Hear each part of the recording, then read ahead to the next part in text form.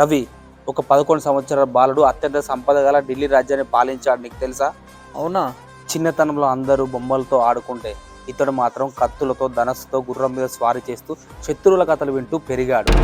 ఎవరతను? అతడే సామ్రాట్ పృథ్వీరాజ్ చౌహాన్.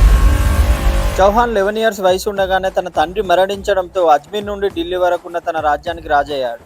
ఆ రోజు సింహాసనం మీద కూర్చున్నది చిన్న పిల్లవాడు కాదు, రాజ్యం అంటే కోటలు కాదు ప్రజల గుండెలు అని చెప్పిన గర్జించే సింహం కూర్చుందన్నమాట.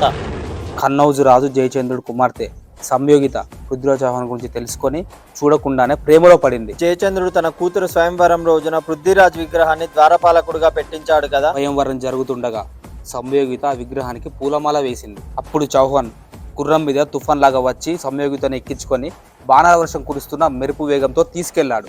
అది ప్రేమ గెలిచిన రోజు, అదే రోజు యుద్ధాలు మొదలైన రోజు.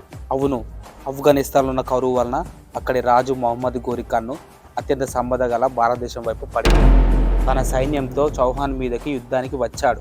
ఇప్పటి హర్యానాలోని తైరాన్లో హోరాహోరీగా యుద్ధం మొదలైంది. పృథ్వీరాజ్ చౌహాన్ గుర్రం మీద నిలబడి స్వారీ చేస్తూ ధనస్సును ఎక్కుపెట్టి ఏళ్ళ గుంపుల మధ్య చాకచక్యంగా కదులుతూ గుర్రం మీద యుద్ధం చేస్తున్న మహమ్మద్ గోరి మీదకు బాణం విసిరాడు.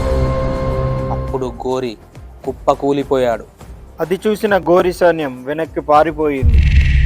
కానీ చావు బతుకుల్లో ఉన్న మహమ్మద్ గోరిని చంపడం క్షత్రియ వంశ రాజనీతి కాదు అని చెప్పేసి విడిచిపెట్టాడు. గోరి అవమానంతో ప్రతీకారం కోసం ఎదురు చూస్తున్నాడు.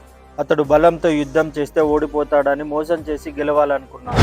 చిన్న చిన్న సైన్యాలతో రాత్రివేళలో రాజ్యంపై దాడులు చేస్తూ పృథ్వీరాజ్ చౌహాన్ సైన్యానికి నిద్ర లేకుండా చేస్తూ వాళ్ళు అలసిపోయేలా చేసి మహమ్మద్ గోరి తైరాన్లో మళ్ళీ యుద్ధానికి వచ్చాడు. అలసిపోయిన సైన్యంతో యుద్ధ భూమిలో రక్తాన్ని ఏరులై పారిస్తున్న పృథ్వీరాజ్ చౌహాన్ని అతని మామ జయచంద్రుడు కత్తితో వెన్నుపోటు పొడిచాడట కదా. అప్పుడు పృథ్వీరాజ్ చౌహాన్ ఓడిపోయాడు. మహమ్మద్ గోరి చేతిలో బందీ అయ్యాడు. పృథ్వీరాజ్ చౌహాన్ని చిత్రహింసలు పెడుతున్నారు, బ్రతికుండగానే నరకం చూపిస్తున్నారు. అయినా అతని కళ్ళలో కొంచెం కూడా భయం లేదు. అప్పుడు మహమ్మద్ గోరి పృథ్వీరాజ్ యొక్క 2 కళ్ళను పీకించేశాడట కదా.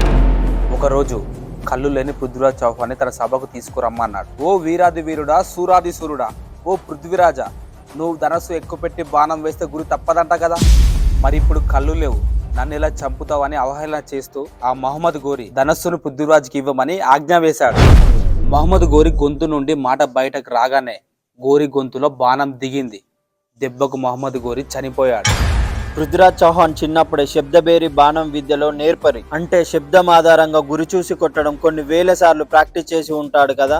అందుకే ఒకే ఒక్క బాణంతో మహమ్మద్ గోరిని హతమార్చాడు. ఆ తర్వాత పృథ్వీరాజ్ చౌహాన్ వీరమరణం పొందాడు.